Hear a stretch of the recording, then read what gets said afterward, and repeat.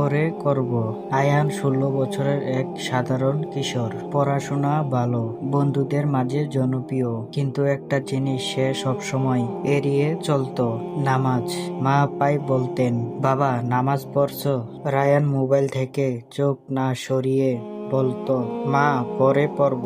পরে এই শব্দটাই যেন তার জীবনের সবচেয়ে প্রিয় অজুহাত। মাগরিবের আজান হতো, সে বলতো পরে। এশারের সময় বলতো কালকে। ফজরে তো উঠার শব্দই নেই। একদিন বিকালে ছাদে বসে সে আকাশে তাকিয়েছিল, বন্ধুদের সাথে আড্ডা শেষ করে একটু একা সময় কাটাচ্ছিল। দূরে মসজিদের মিনার থেকে আজান ভেসে এলো, কণ্ঠটা ছিল খুব মধুর। হঠাৎ তার ছোট্টবেলার একটা অতীত মনে পড়ল।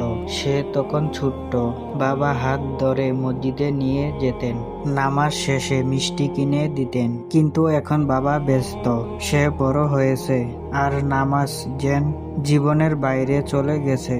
সেই দিন রাতে পাশের বাড়িতে হঠাৎ কান্নার শব্দ উঠল। একজন চাচা ইন্টিকাল করছেন। বিকালেও যাকে রাস্তায় হাঁটতে দেখছে, রাতে তিনি নেই। রায়ানের বুকটা কেঁপে উঠল। সে ছাদে উঠে আকাশের দিকে তাকালো। মনে হলো জীবন কত অল্প।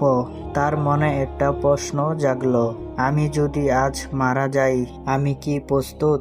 প্রথমবারের মতো তার ভেতরে একটা অস্থিরতা জন্ম নিল। সেই দিন সে ঘুমাতে পারল না।